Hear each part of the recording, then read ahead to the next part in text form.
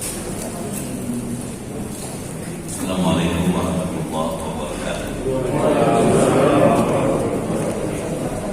Bismillahirrahmanirrahim. Alhamdulillah alladzi an'ama 'alaina bi ni'matil iman wal Islam. Salatu wassalamu ala sayyidi waladi adnan wa ala alihi wa ashabihi wa atba'ihi alladzina jahadu fi sabili rahmani amma ba'd.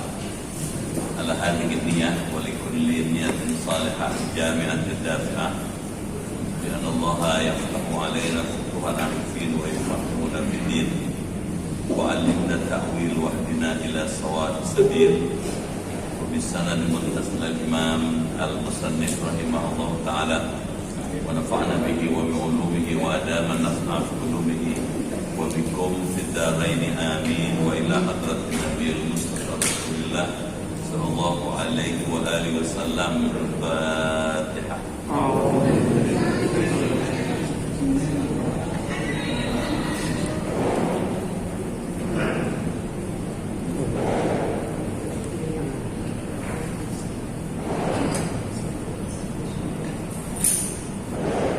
Bismillahirrahmanirrahim. Ya Fattah ya Alim, iftah abwaaba qulubina bi nuri ma'rifatik wa akhrij alaina min dhulumatil jahli wal wahmi ila nuril fahmi wal ilmi waftah alaina abwaaba ilmika kama fatahtaha ala anbiya'ika wa ulamaika al-mutaqaddimin al-mutaakhirin wansur alaina rahmataka ya dzal jalali wal ikram.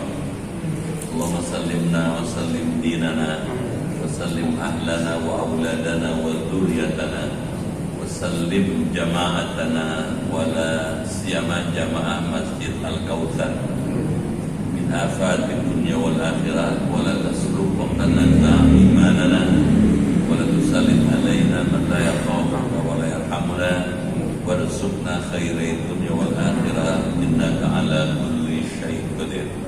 Rabbana waffiqna washfi mardana wa sahih assanana wa qawi a'malana wa hdina subul salam. Rabbana atina fid dunya hasanah wa fil akhirati hasanah wa qina adzabannar. Walhamdulillahi rabbil alamin. Ma'asyiral muslimin wal muslimat rahimakumullah, yang terhormat ketua dan pengurus Yayasan Masjid Al-Kautsar, yang terhormat ketua dan pengurus Yayasan DKM Masjid Al-Kautsar, Bapak Ibu hadirin dan hadirat sekalian, keluarga besar Masjid Al-Kautsar yang dimuliakan dan dirahmati Allah Subhanahu wa taala. Malam ini kita bersyukur karena rahmat Allah dapat kembali bertemu bermuajah di Masjid Al-Kautsar yang kita muliakan ini. Untuk itu saya menyampaikan apresiasi dan penghargaan yang tinggi dan ucapan terima kasih atas pilihan Bapak Ibu hadir di Masjid Al-Kautsar malam ini. Saya doakan semua yang hadir beserta keluarga di rumah sehat, panjang umur, kuat iman, giat beribadah, banyak rezekinya, maju usahanya, keluarganya sakinah, dan bisa meraih husnul khotimah. Malam ini kita akan melanjutkan kembali kajian ilmu tasawuf pada halaman 173. 172. Ya. Baik, silakan dibaca.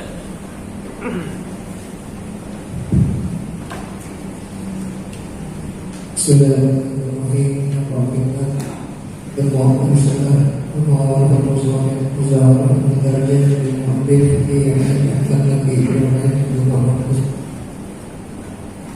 wa idza qassara 'alaika ahadun ru'yan fala tu'awwilha hatta yas'ala minka dzalika aw tasta'zinahu bihi wa idza akalta aw syaribta fabda bismillahi wahkim bilhamdulillahi wa kul washrab biyaminika wa idza qaddima ilaika ta'amu qul Allahumma barik lana fima razaqtana wa at'imna khairan minhu illa an yakuna labanan faqul wa zidna minhu fa innahu la syai'a khairun minhu kama waradat wa 'alaika bi ghusli yadayni qabla at-ta'ami wa ba'dahu wa bi tasghiril luqmati wa tadkikil mad'i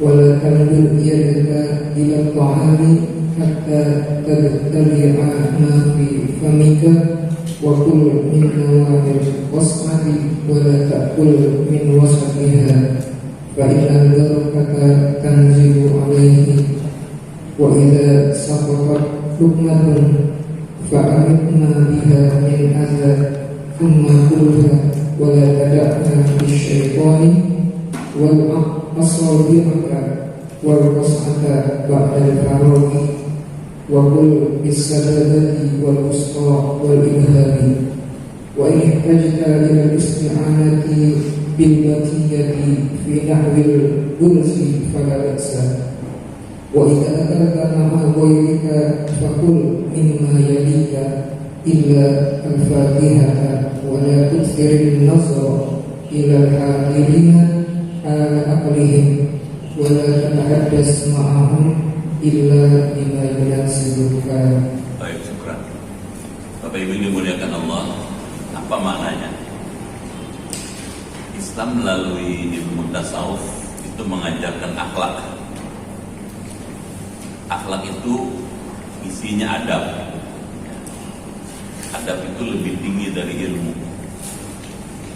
Apa bedanya ilmu dengan adab? Kalau ilmu adalah pengetahuan yang tersusun secara sistematik, bisa diuji secara publik, itu ilmu. Tapi kalau adab, ilmu yang diterapkan dalam satu bidang-bidang tertentu, itu adab. Jadi orang beradab itulah orang Islam. Iblis pernah bilang, saya lebih takut pada orang beradab dibandingkan orang yang berilmu. Karena saya juga berilmu, kata Iblis. Maka dia lebih tahu dari kita tentang Allah dibandingkan manusia. Nah, barusan kita dengar tadi itu adalah adab. Adabul Islam, di mana orang diajarkan dalam ilmu tasawuf untuk beradab dengan adab Islam. Dari mulai tidur diajari cara tidur yang benar, kalau bermimpi bagaimana cara makan, minum dan seterusnya. Mari kita simak. Bismillahirrahmanirrahim. Wa idza qassa 'alaika ahadun, dan apabila menceritakan kepadamu seseorang ru'ya, suatu mimpi.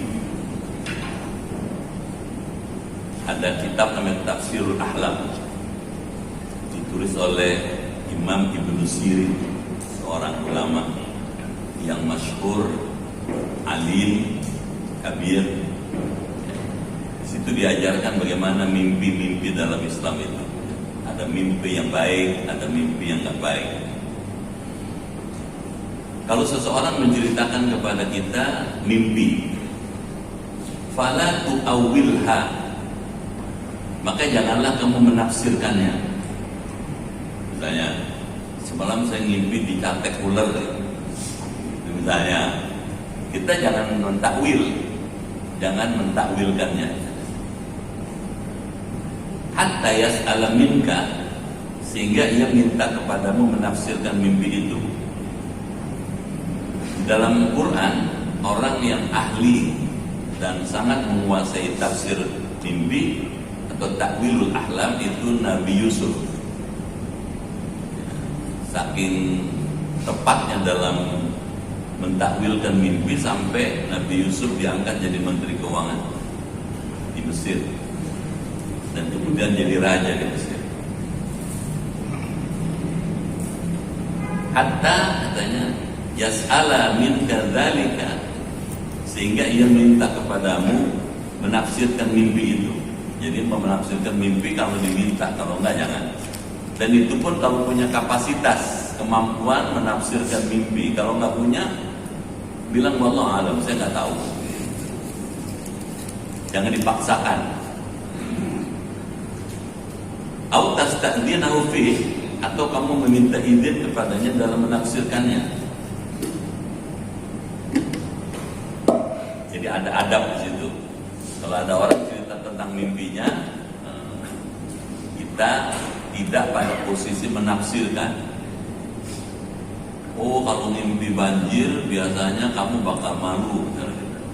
Nah, jangan. Belum tentu benar. Dan itu berbahaya bagi orang itu, bagi kita, dan bagi siapa yang mendengar. Kenapa mimpi? Mimpi itu di kalangan masyarakat tradisional itu menjadi isyarat. Jadi isyarat kemana arah hidup itu. Zaman dulu apalagi, mimpi itu jadikan panduan. Karena itu Islam mengatakan kalau tidak perlu jangan mentafsirkannya. Kalau nggak diminta jangan. Kalaupun diminta, kita tak punya kemampuan untuk itu, jangan menafsirkan. Maaf, yang ini saya nggak tahu. Dan jangan malu bilang nggak tahu. Ya, kenapa? Karena makin dalam ilmu seseorang, dia makin rendah hati dia. Makin tinggi ilmu seseorang, makin tahu dia di mana posisi dirinya. Di IPB dulu ada seorang guru besar, ya, yang sangat menguasai cacing, ya, dari mulai yang gede sampai yang paling kecil dia tahu. Ketika ditanya oleh orang tentang manjangan, dia bilang yang ini saya tidak menguasai, mohon maaf. Dan saya tidak meneliti yang ini. Gitu jawabannya. Jadi makin dalam ilmu orang, makin tahu siapa dirinya, dan makin bertanggung jawab dalam berbicara, menulis, dan lain-lain. Itu diajarin sama Islam. Dan kita lanjut. Wa idza akalta aw syaribta, dan apabila kamu makan atau kamu minum, fabda bismillah, maka mulailah dengan membaca bismillah. Kenapa? Katanya karena dengan memulai membaca bismillah, maka amal kita itu setelah itu jadi berkah. Ada hadisnya, ada. Kullu amrin dzibalin ya la yudafi bi bismillah fa huwa aqta. Tiap-tiap urusan yang penting yang tidak dimulai dengan membaca bismillah, maka putus berkahnya. Makan nggak baca bismillah, perutnya kenyang tapi nggak dapat pahala, malah jadi terus nafsu gitu makannya. Minum nggak baca bismillah, dan itu akan menyebabkan nggak berkah. Jadi mulai dengan basmalah, wahtim bilhamdulillah, dan akhirilah, katanya, akhiri dengan membaca alhamdulillah, hamdalah. Islam sekali, sangat Islami. Kita kadang-kadang kalau makan bersama-sama, kadang-kadang suka lupa baca bismillah. Bahkan kita kadang-kadang malu dengan kalau kita makan bersama orang bukan Islam. Orang bukan Islam kalau mau makan, waduh, begini, lama gitu, baru makan. Kita tinggal bismillahirrahmanirrahim, lupa kita. Jadi itu sebabnya Nabi Muhammad bilang kalau Anda lupa ketika mau makan, baca, katanya bismillahi fi awwalihi wa akhirihi. Wakul, dan makanlah, wasrab, dan minumlah, biyaminika, dengan tanganmu, katanya yang kanan. Yaminika itu tangan kanan maksudnya. Kenapa? Ini adab lagi. Nabi pernah ngelihat anak kecil makan itu tangan kiri, dikasih tahu kul biyaminik wa kul bismillah fi, makanlah dengan tangan kanan, sebutkan nama Allah. Pernah kejadian ada orang di depan Nabi makan tangan kiri, orang dewasa. Dikasih tahu sama Nabi, kul biyaminik, makan dengan tangan kanan. Apa dia bilang? La astati', saya nggak bisa makan dengan tangan kanan. Gitu. Padahal dia bilang mampu, tapi dia menunjukkan arogansinya. Apa dia bilang? La astati', semoga kamu selamanya nggak bisa ngangkat tangan. Tiba-tiba tangannya sengkle. Tahu sengkle nggak? Nggak bisa diangkat. Nggak bisa diangkat sama sekali. Gitu. Ada hadis itu ya disuruh baca. Jadi beradab. Gitu. Terus wa idza quddima ilaika ta'am, dan apabila dihadapkan kepadamu makanan, disajikan maksudnya, dihidangkan makanan, fakul, maka bacalah, Allahumma barik lana fima razaqtana. Ya Allah, katanya, semoga Engkau memberkahi, katanya, bagi kami pada rezeki yang telah Engkau berikan kepada kami. Minta berkah. Pertanyaannya, apa itu minta berkah?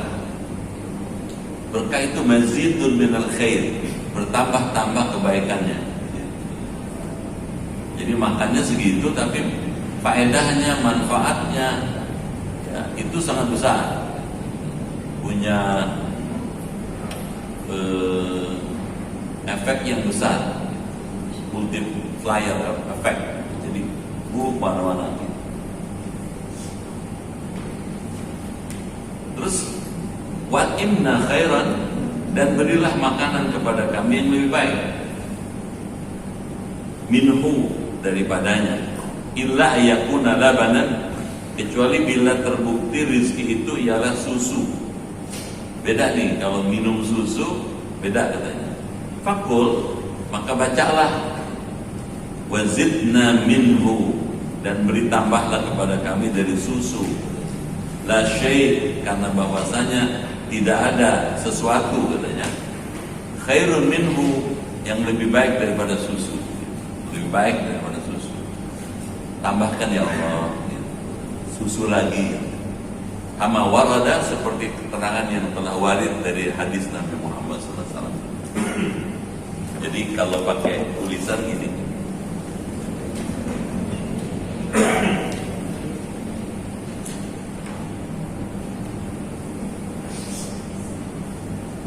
nah berangkatnya dari sini. Al-Islam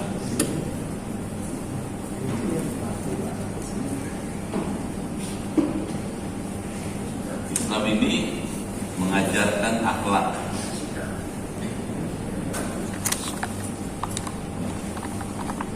Akhlak ini kalau disederhanakan lagi, itu mengajarkan adab.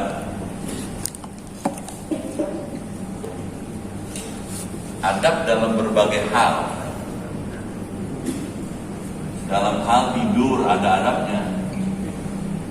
Saya kalau boleh menyarankan, Bapak kalau mau mendalami ini, Bapak baca, Ibu baca kitab Bidayat Hidayah dari Imam Ghazali. Ini ngajarin tuh bagaimana adab tidur, adab makan, adab sholat, gitu. Dari mulai bangun tidur sampai mau tidur lagi. Ya, nanti kalau ini udah kelar, kita baca kitab. Ya. Kalau tidur kemudian kita mimpi, nah, kemungkinan mimpi tidur. Kalau mimpi cuma ada dua kemungkinan. Ru'yah shadiqah, mimpi yang benar. Ada mimpi yang tidak benar.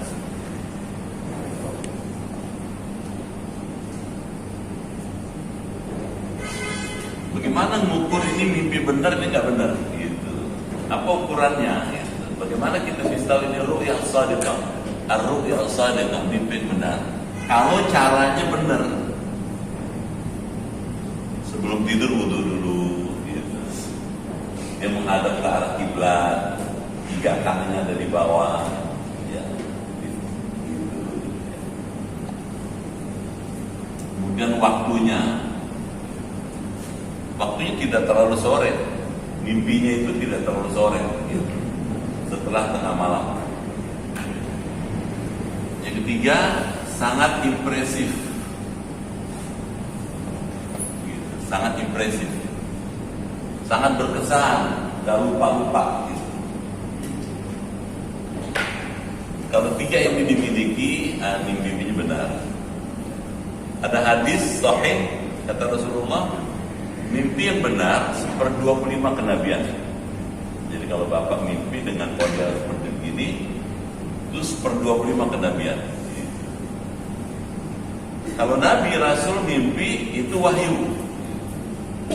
Misalnya Nabi Ibrahim bermimpi menyembelih putranya, wahyu itu dijalankan sama Nabi Ibrahim. Nah, kalau kita 1/25 kenabian. Kalau lebih jauh lagi, ya mereka yang sudah begitu mendalami spiritualisme Islam, mimpi bisa ketemu Allah. Imam Ghazali misalnya, Ra'aitullah fil manam, saya pernah diperlihatkan Allah dalam mimpi saya. Gitu. Jadi pernah ketemu Allah dalam mimpi. Apa bedanya dengan Nabi Muhammad? Kalau Nabi Muhammad bukan mimpi ketemu Allah, langsung ketemu Allah dalam peristiwa Mi'raj ke langit.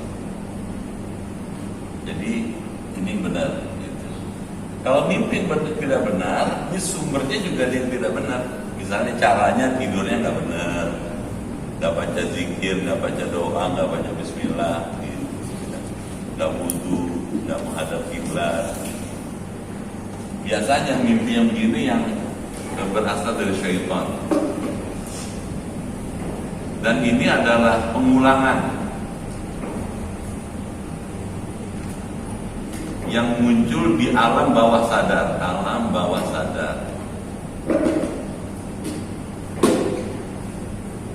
Kalau Bapak mau mendalami tentang mimpi, ada tulisannya Sigmund Freud. Sigmund Freud itu orang Jerman. Sigmund dia nulis buku tentang mimpi. Jadi kajian ilmu psikologi. Nggak baca nggak apa-apa. Mungkin tebel, melihatnya aja malas. Nah, yang bagus kita di sini. Gitu. Bagus kita kalau mimpi ke sini. Kalau ada orang ketemu kita tuh dia cerita mimpinya, waduh semalam saya mimpi begini.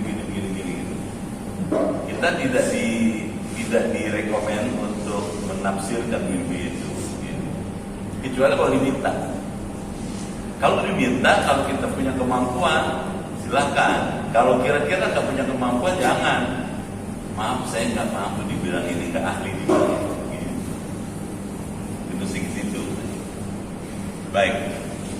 Sekarang selain adab tidur, adab makan dan minum. Sederhana. Tasawuf itu sederhana. Ini tasawuf akhlaki namanya. Ya, tasawuf ada 3 macam kan. Ada tasawuf falsafi yang menekankan pentingnya pendekatan filsafat. Ada tasawuf akhlaki sekarang. Tapi ada tasawuf perennial. Tasawuf perennial itu tasawuf gabungan, campuran dari semua model filosofi yang ada di dunia. Filosofi Kristen, Katolik, Hindu, Buddha, masuk yang Islam. Makanya penulisnya juga orang asing, bukan orang Islam. Ketika makan kita diajarkan adab. Adabnya apa? Mulai dengan basmalah. Tutuplah dengan hamdalah. Sederhana, tapi mahal gitu. Justru orang kelihatan beradab ketika makan dan minum kelihatan sih. Apa bedanya makan dengan basmalah dengan makan tidak basmalah? Kalau makan dengan basmalah dia dikontrol oleh wahyu Allah, oleh agama, oleh iman. Tapi kalau makan nggak baca basmalah, yang kontrol syaitan. Tambah, ayo nambah gitu. Kenyang mulutnya, tapi nggak dapat pahala. Yang menarik adalah kalau selesai makan baca hamdalah. Ada kitab menukilkan hadis Rasulullah, siapa orang yang setelah makan mengucapkan hamdalah, Allah ampuni dosanya. Siapa selesai makan, alhamdulillah. Alladzi at'amana wa saqana, dari begitu. Yang benar saya, gara-gara baca hamdalah itu. Jadi bagus sekali. Tausiahnya yang sederhana-sederhana ini pakai gitu. Menunjukkan kita mengaplikasikan Quran, mempraktekkan agama. Agama kan ada yang ini pure science, ada yang applied science. Ini applied science, dipraktekkan. Sederhana tapi mahal, klasik tapi maknanya kontemporer. Sekarang kita lanjut. Kecuali kalau minum susu. Nah, kalau minum susu minta ya Allah tambahkan susunya, gitu. Kalau makan minum minta berkah. Kalau minum susu minta ditambah susunya. Kenapa? Katanya tidak ada yang lebih khair dibandingkan susu, katanya minuman itu. Baik, emang ngaji-ngaji begini kurang enak ya, kurang nyaman. Bisa pulas kita ngaji begini nih. Baik, sekarang kita lanjut. Walaika bi ghuslil yadain, katanya. Dan mesti Anda gitu, seyogianya kamu bi ghuslil yadain, membasuh kedua tangan qabla ta'am, sebelum makan. Coba. Sebelum makan cuci tangan dulu. Itu Islam itu. Wa ba'dahu, dan sesudah makan juga cuci tangan lagi, katanya gitu. Adab tuh, ya. Cuci tangan sebelum dan sesudah makan, itu Islam yang benar. Mencuci tangan sebelum dan sesudah makan. Bagus banget.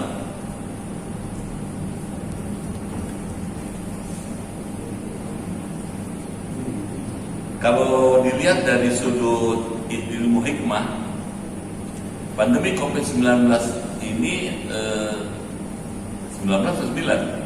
COVID-19 ya? Udah lupa saya. Pandemi COVID-19 ini punya maksud mengarahkan manusia supaya lebih hidup Islami. Mau makan cuci tangan, mau minum cuci tangan, pulang dari mana-mana cuci tangan, habis pegang apa mau cuci tangan. Itu bagus banget. Tertib, bersih. Yang kedua katanya wabitasdiri luqmah. Kalau makan katanya dengan mengecilkan suapannya. Nyuap biasa, yang jangan gitu, jangan gitu loh. Kan ngambil begitu. Gitu, nggak bagus. Makanya gitu, kecilin suapannya. Ada hadis Nabi Muhammad kalau makan dengan 3 jari. Nah, jangan salah paham. Makannya bukan pakai nasi. Nabi makannya roti, tamis tuh. Ya 3 jari gini, kocel, cocol, makan. Kita makan nasi sama sayur asem, 3 jari gak kelar-kelar.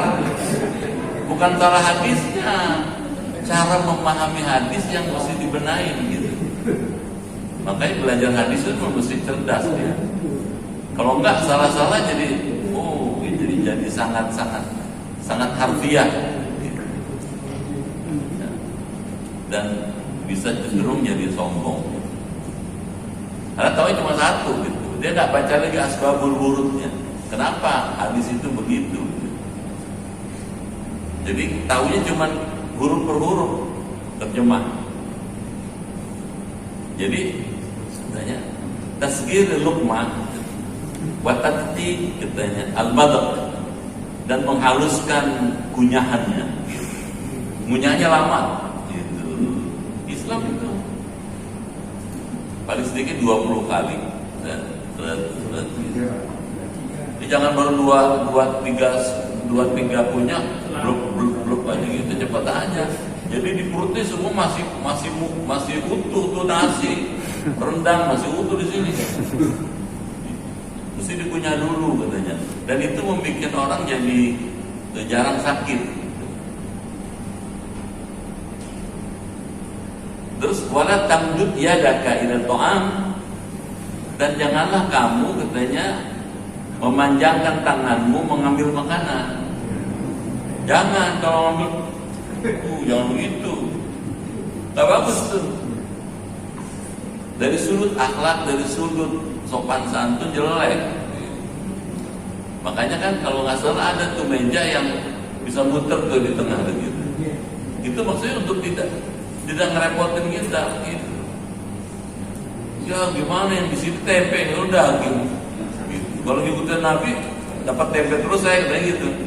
Ya memang rezekinya segitu gitu. Kan bisa nanti orang sana ngoper pindah itu. Jadi jangan memanjangkan tangan gitu. Kira to'am ambil makanan. Hatta sehingga tabtadi amma fi famika. Sehingga ia menelan dahulu apa yang ada di dalam mulutnya. Kalau belum selesai jangan ditambah lagi. Kunyah dulu sampai ditelan baru ngambil lagi. Gitu katanya. Bisa dikatakan ya. Wa kul min nawahil qas'a, dan makanlah dari sekitar piringnya. Pinggirnya dulu. Kalau makanan nih, pinggirnya dulu gitu. Ambil pinggirnya, jangan di tengah, pinggir. Kelihatan Pak. Orang beradab apa enggak beradab kelihatan dari cara makan. Rakus, enggak rakus kelihatan tuh dari cara makan. Kalau ngikutin Nabi, pinggir dulu.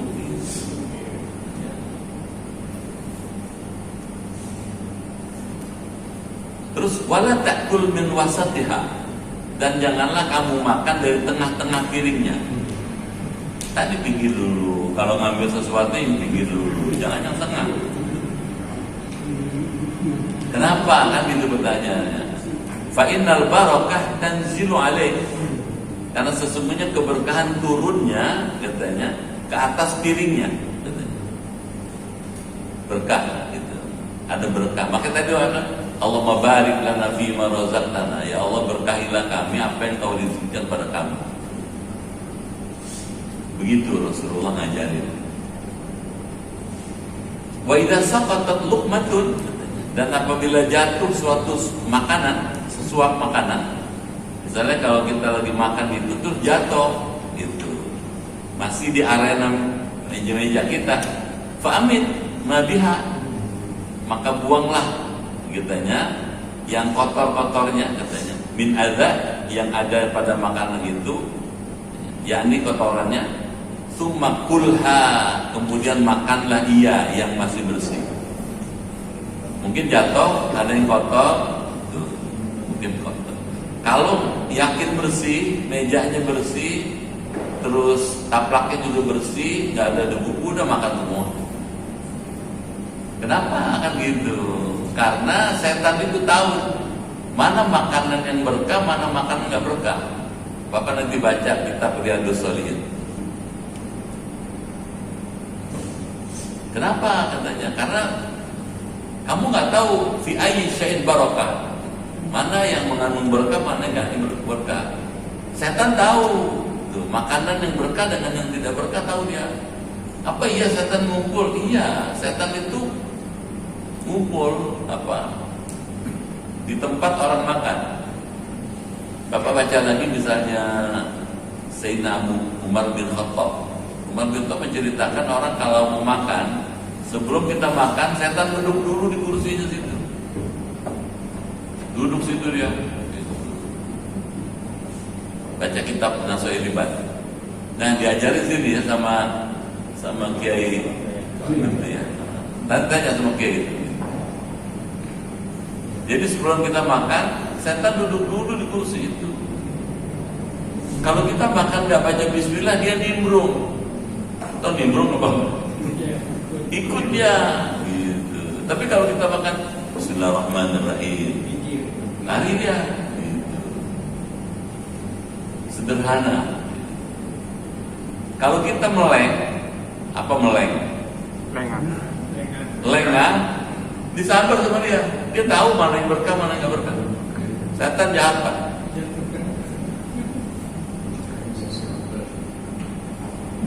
Wala tada'ha lisyaitan, katanya. Dan janganlah kamu tinggalkan ia untuk dimakan syaitan. Jangan makan. Itu sebabnya makan yang bagus, kalau setelah makan bersih makanan itu. Jangan malu gitu. Makan bersih, piringnya bersih. Nah, supaya bersih, ya ngambilnya kira-kira. Ini piring metrung sampai segini terang aja, tak habis kan mubazir. Kira-kira aja, kira-kira segini cukup nih. Terus diajarin sini wal asabi'aka, dan dibersihkan jari-jari tanganmu, katanya gitu. Misalnya nih, kan makan zaman dulu pakai tangan, nggak pakai sendok. Kalau di tangan itu ada nasi nempel, gitu, gini, gitu. Bukan dilamotin, bukan, jorok. Ada nasi nempel di sini.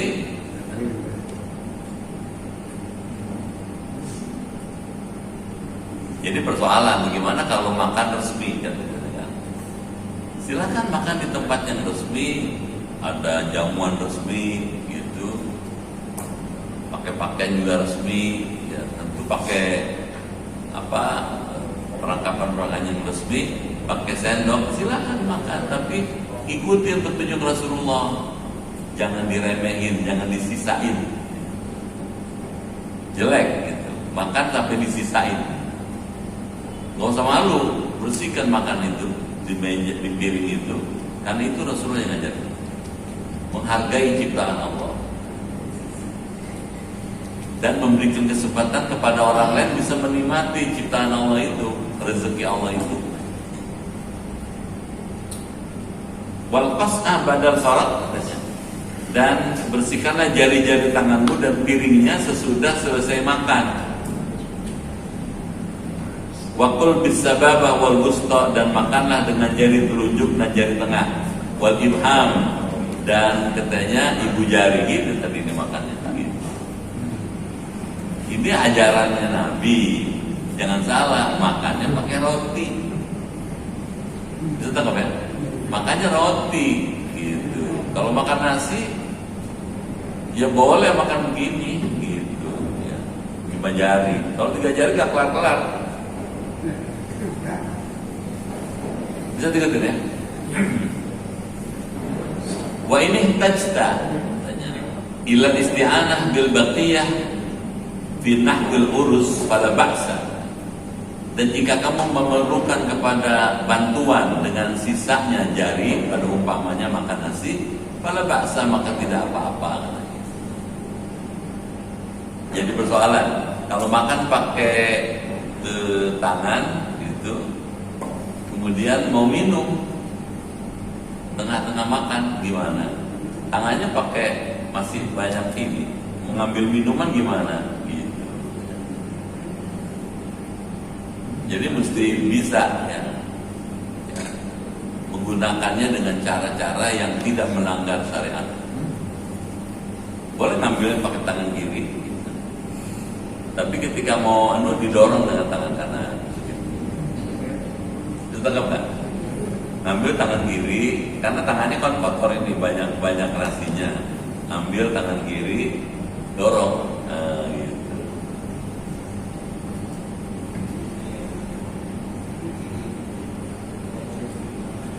Wa idza akalta ma'a ghairika, diajarin kalau makan berjamaah.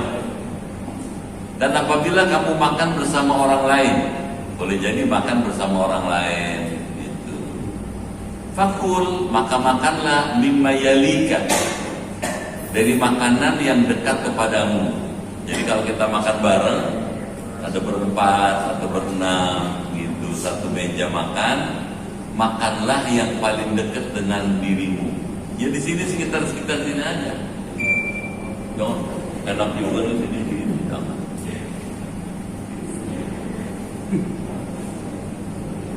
Kebetulan di sini tempe, di situ rendang. Kalau di sini aja makan tempe terus dong, nggak makan rendang. Ngambil rendang ke sono, nggak bagus. Apalagi tangannya begini, ini jelek. Ini akhlaknya nggak bagus. Tidak menghargai orang sini. Nah kita kalau kebetulan di depannya ada rendang, terus di teman kita ada tempe, ya silakan dimajuin di sini.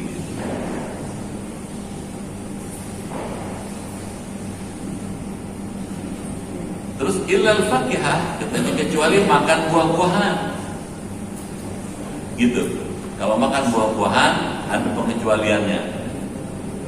Wala tukhfidun nadhra ilal hadirin, dan janganlah kamu banyak melihat kepada orang yang hadir. Maksudnya kalau lagi makan jangan jelalatan. Apa jelalatan? Jangan. Makan aja dingkluk. Apa dingkluk? Gitu. Ya jelek banget tuh. Gak bagus akhlaknya. Hal aktif pada waktu makan mereka.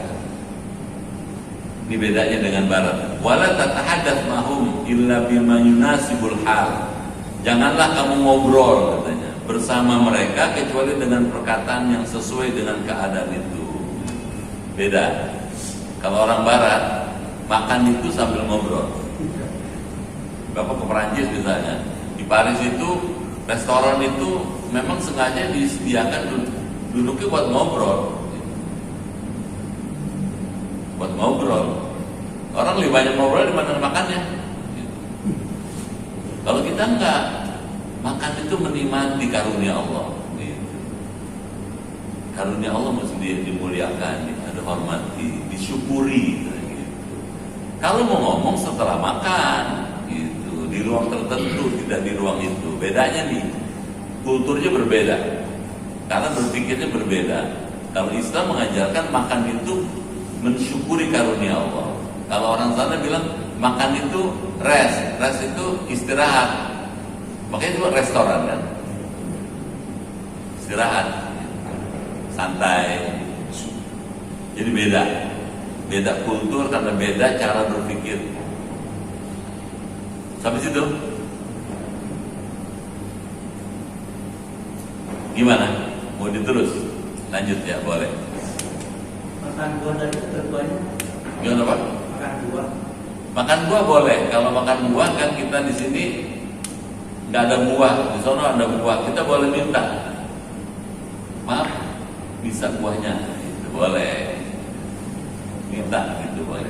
Atau kita, karena biasanya buah kan cuma untuk rame-rame satu wadah misalnya gitu. Nggak semuanya orang. Kalau nasi kan semuanya dapat nasi. Tapi kalau buah boleh, nggak apa-apa.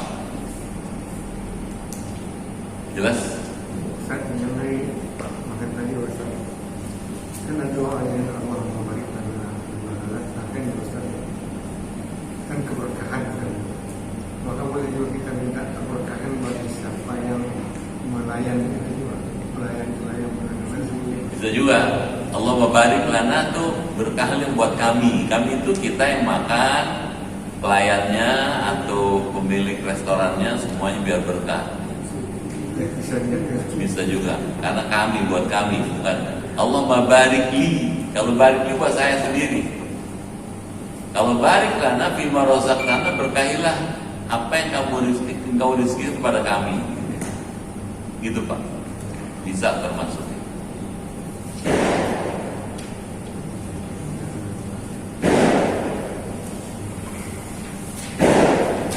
Baik, kita baca sedikit ya. Wala tatakallam wa ta'amu fi katanya. Ini adab lagi nih. Janganlah kamu berbicara sedang makanan berada di dalam mulutmu.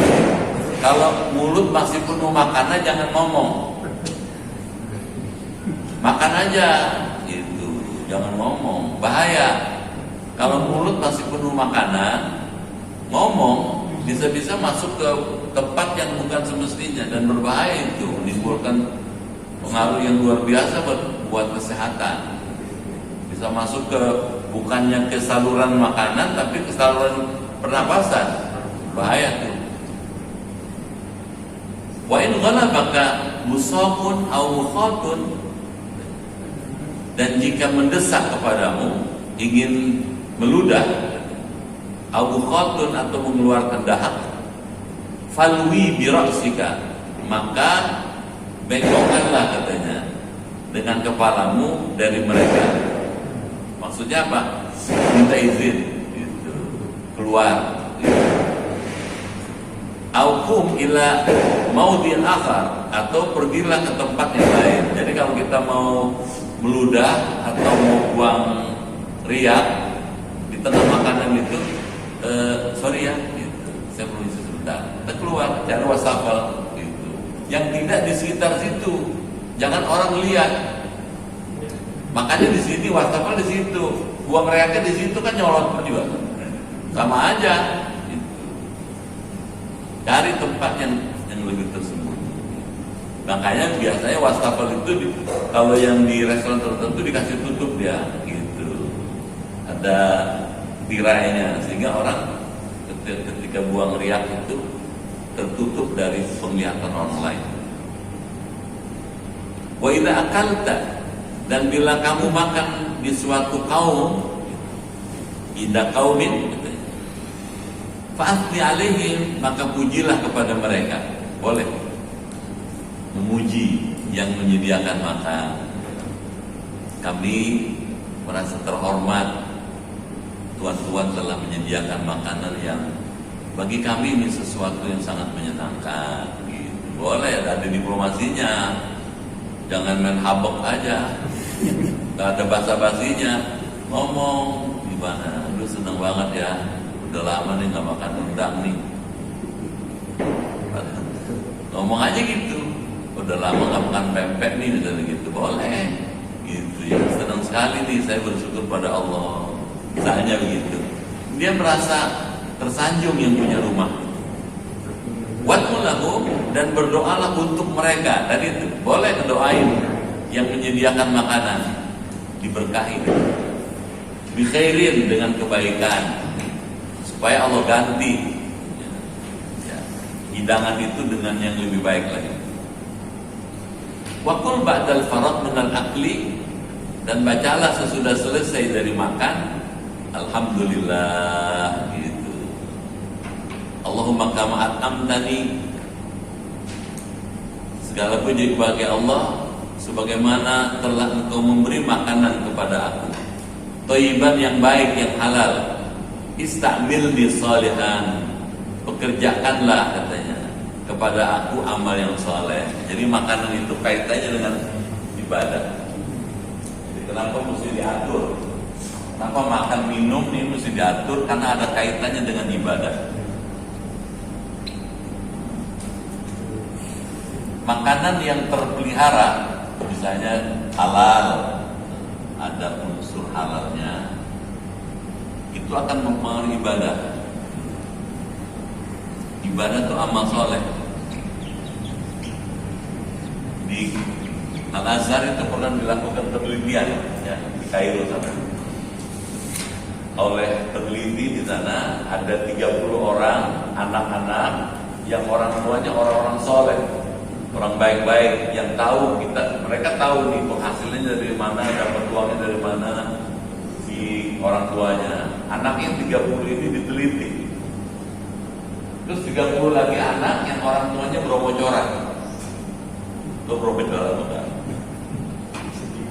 Orang residivis, orang jahat. Bapaknya penjahat, perampok, penjudi, pemabuk gitu. Anaknya 30 orang ini diteliti gitu. Setelah diteliti, ternyata hasilnya menarik gitu. Anak-anak yang orang tuanya mendapatkan harta dari cara yang halal itu lebih cerdas gitu. Lebih cerdas, lebih nurut pada orang tua. Gampang dikasih tahu dikitnya nurut. Ini yang ini nih, Kenapa? Ternyata makanannya makannya halal. Banyak ingatannya, hafalannya bagus. Yang ini nih yang 30 yang orang tuanya residivis semua, orang jahat semua. Aduh, suka ngelawan. Bebel, atau bebel apa enggak? Aduh, susah diajarinnya, nggak ngerti-ngerti. Ini jadi beda. Karena itu makanan yang terpelihara dengan bagus akan menghasilkan ibadah yang baik. Ini akan menghasilkan amal soleh yang bagus sekali. Di banyak nih, jadi ini kemana-mana nih, itu pengaruhnya kemana-mana. Ya, amal soleh dalam apa? Dalam bidang sosial, dalam bidang kemasyarakatan, dalam kekeluargaan, ya, dalam soal-soal yang amal soleh yang terkait dengan hal-hal kemasyarakatan nih, kemasyarakatan.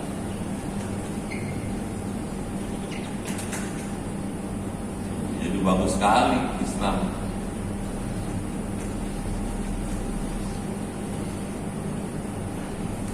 Makanya diatur.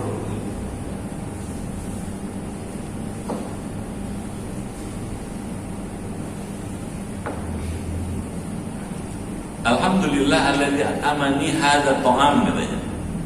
Segala puji bagi Allah, katanya, yang telah memberi makanan, katanya, kepada aku hadza ta'am, makanan ini, warazaqanihi, dan memberi rezeki kepada aku, katanya, min ghairi haulin, tanpa daya upaya, minni, dari aku, wala quwwah, dan tanpa kekuatan.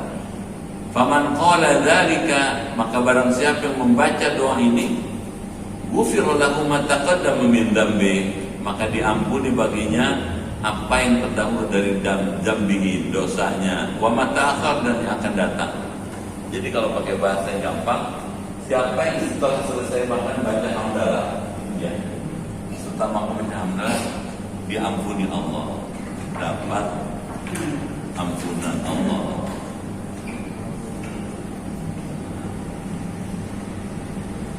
Kalau bapak makan bersama keluarga, bapak pemimpin rumah tangga, bapak yang mulai ngomong itu.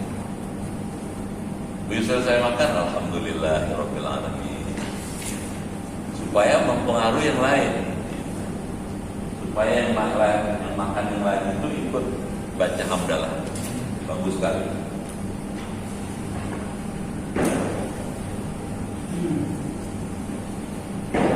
Dosa yang dulu maupun yang akan datang.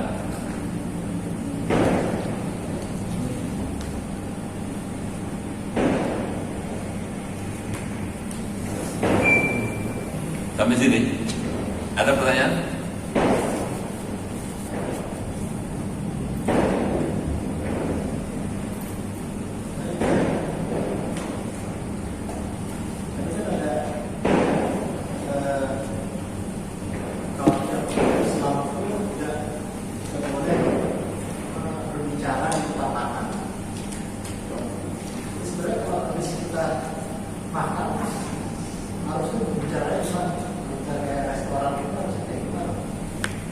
Bukan nggak boleh berbicara, ngobrol ya nggak boleh.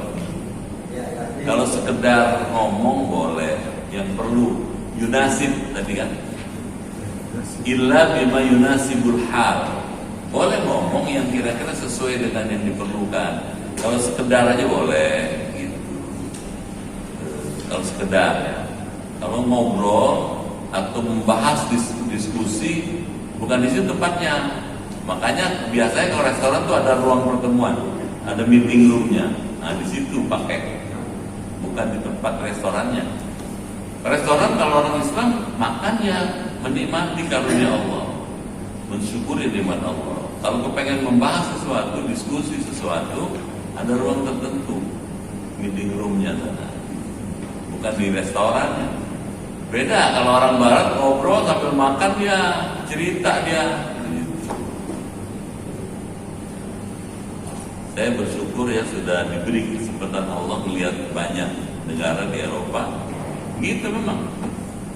Di Belanda misalnya, orang ngobrol aja, makannya sih nggak banyak, ngobrol banyak. Gitu. Dan memang begitu bedanya. Kalau kita nggak, makan itu menikmati karunia Allah, mensyukuri karunia Allah. Karena makan mesti pakai aturan.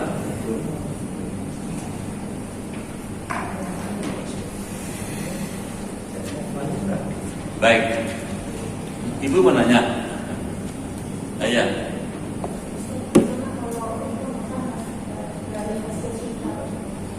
Makan dari yang syubhat. Kalau dalam ilmu tasawuf, jangankan yang syubhat, yang halal aja mesti disedikitkan. Kalau syubhat mesti dijauhin.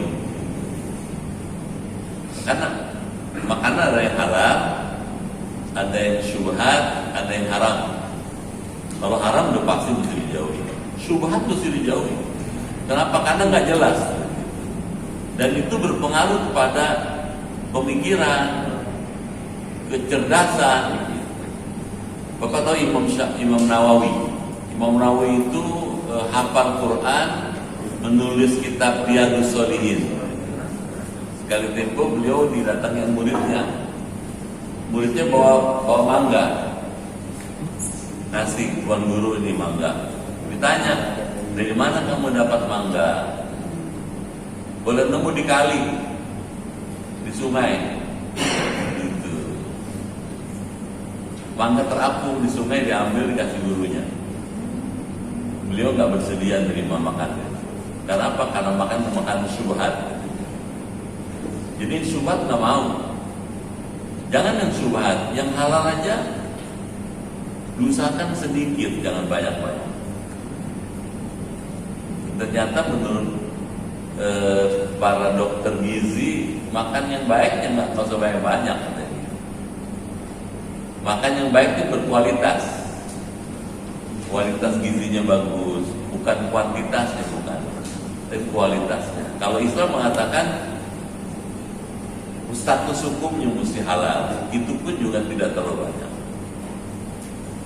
Nabi Muhammad makan nggak banyak. Nabi Muhammad nggak pernah makan terap, apa terap? Gelegean, nggak pernah Nabi makan gitu, nggak pernah Nabi itu. Karena kekenyangan, gitu. Jadi Nabi nggak mau. Teratur, makannya teratur, tidur juga teratur. Ibadahnya juga sangat bagus. Gitu ya, Teh. Ustaz, kalau kita sedang makan, kemudian mendengar azan, azannya gimana? Ya, kalau azan itu tanda jelas, kita mandek sebentar, jawab. Allahu Akbar, Allahu Akbar, dan Allahu Akbar. Kata Rasulullah, siapa orang yang mengikuti bacaan muadzin, pahalanya sama dengan muadzin itu. Itu Pak, itu disunahkan. Kalau udah selesai azan, kalau makannya belum kelar, boleh diselesaikan. Setelah itu cepat-cepat sholat. Jadi ada adab juga. Kalau di Madinah misalnya, kalau pas lagi ngajar gini, terus azan, diam dia. Dan begitu selesai azan kan orang sholat qobliyah, terus lagi ngajar lagi, karena pahala ngajar dan belajar nuntut ilmu itu lebih besar dibandingkan sholat sunnah. Begitu qomat baru berhenti sholat jemaah, ada adabnya. Itu Pak ya. Bagaimana pola dan cara makan Rasulullah, seperti hukumnya makan saat sudah berdiri? Ya, Nabi Muhammad dalam banyak hadis diterangkan dalam kitab Sahih Bukhari, nanti kita lihat ya. Itu kalau makan duduk. Boleh dibilang praktis nggak pernah makan sambil berdiri, duduk, ya, dengan melipat kakinya sekan. Dan makan yang sambil duduk itu dalam rangka menjalani sunnah Nabi. Perut itu isinya 3 bagian, sepertiga makanan, sepertiga air, sepertiga udara. Kalau makan sambil berdiri, semua makanan masuk semua situ, ruang buat udaranya terlalu sedikit. jadi nggak bagus. Yang kedua, kalau makan sambil berdiri nggak beda dengan hewan nanti kita. Kuda makan berdiri kan? Karena kita bukan kuda, maka kita makan sambil duduk. Kecuali terpaksa darurat, nggak ada lagi. Nah, jadi persoalan sekarang, bagaimana kalau pesta? Ya. Kalau ngikutin Islam makan duduk. Ini kan mulai ada belakangan aja nih prasmanan, pesta gitu, nggak pakai kursi, makan sambil berdiri. Gitu. Itu budaya Barat tuh. Ya mesti dibedain memang. Untuk orang-orang tertentu dikasih kursi malah. Ada ruang VIP gitu, kasih kursi malah. Yang lain berdiri semua. Itu ada diskriminasi. Kalau menurut Islam nggak boleh, sama dikasih duduk semua. Gitu ya. Pada saya dengar Ustaz mengganti duduk itu sender gitu. Apa tuh? Berdiri sandar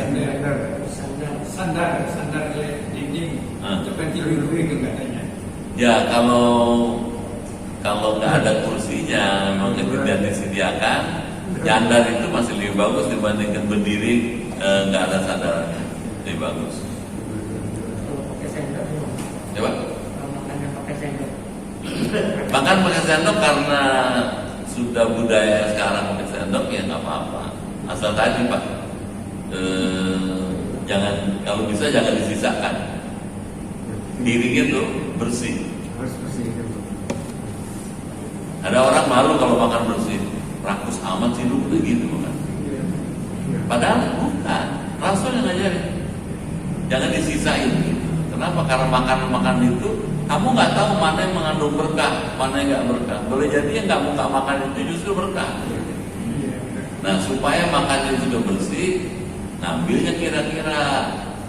Jangan semua dicobain dari ujung ke ujung tuh, rasanya udah macam-macam. Aduh, bentang-bentang makan bebas kan. Semua dicobain, kita pilih aja makanan yang oleh kita. Ini cocok udah. Gitu Pak.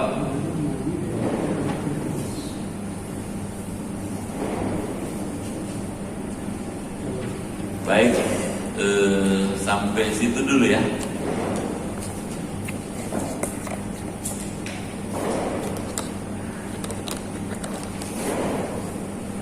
Ini masih banyak, masih panjang adab makan ini. Mudah-mudahan meskipun sedikit tapi ada gambaran bahwa Islam itu mengajarkan hidup beradab, hidup yang mengedepankan pentingnya sopan santun, akhlak Islam.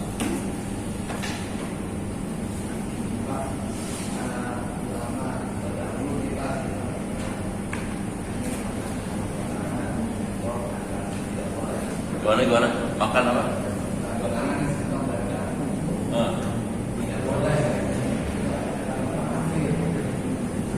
Makan pakai garpu nggak boleh.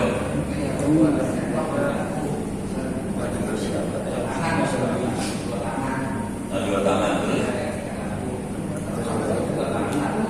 Ya. Terlalu tajam mengambil keputusan itu. Terlalu bombastis. Ya, memang ada hadisnya. Man tasyabbaha biqaumin fahuwa minhum. Siapa yang menyerupai suatu kaum maka dia seperti kaum itu. Karena orang Barat makanya pakai dua tangan. Terus kita niru orang Barat sama dengan orang Barat. Karena orang Barat itu kafir. Saya tidak sepaham. Terlalu jauh gitu ya. Terlalu bombastis mengambil keputusan. Agak susah nanti kalau ngikutin seperti itu pahamnya. Saya di mana-mana, termasuk tadi saya khutbah di DPR sana. Kita kalau bagusnya punya tampilan dengan 3 dimensi. Juga 3 dimensi. Satu dimensi keislaman. Sebagai orang Islam kita bisa tampil dengan nilai-nilai Islam. Yang kedua, dimensi kebangsaan. Seorang Indonesia, kita mesti tampil seperti orang Indonesia. Sebagai anggota masyarakat internasional, dimensi ketiga, kita mesti tampil dengan tampilan yang global, global view. Wawasan yang global, pikirannya juga punya pikiran yang internasional. Kalau cuma satu aja, nanti ditinggalkan orang. Nah, dalam 3 dimensi ini, dimensi kedua, ketiga itu, ya kita mesti bisa menyesuaikan diri. Saya tidak sepaham dengan itu ya, bahwa kafir kalau makan pakai 2 tangan gitu.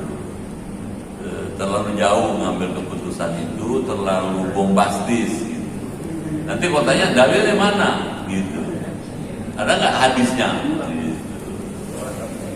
Kalau ditanya gitu nanti itu pendapat orang. Itu sebabnya saya kalau ngajar ada referensinya, ya, ada referensinya, ada rujukannya. Jadi bukan pendapat saya. Jelas ya? Kalau saya bilang masih boleh pakai sendok gitu. Tangan 2 boleh, apa-apa. Itu ya. Saya punya teman diundang Raja Salman. Diundang Raja Salman makan di sana, di Riyadh sana. Makan pakai sendok, pakai garpu. Raja juga pakai sendok, pakai garpu. Persoalan sekarang, apakah dengan begitu Raja Salman jadi kafir? Berani nggak bilang Raja Salman kafir? Jadi terlalu kasar gitu. Ya. Taunya cuma satu, kemudian menyimpulkan terlalu jauh. Itu kalau menurut saya. Mudah-mudahanlah kita jadi orang yang beradab, Islam yang beradab, menghargai orang lain. Al-Fatihah.